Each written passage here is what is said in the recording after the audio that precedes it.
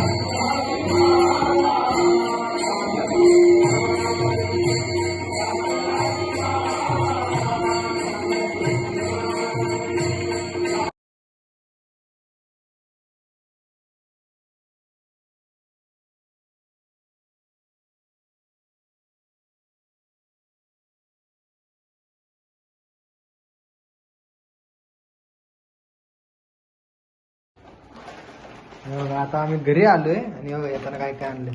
Wafers आणलंय आणि काय आणलंय का? केळीचे वेफर. वेफर्स, मॅगी आणि काय काय नाही, चीज. चीज काय काय काय काय काय क्यूब. हा, चीज क्यूब. तर माझा उपास आहे आणि तशी मी केलेली आहे उपासाची बटाट्याची भाजी.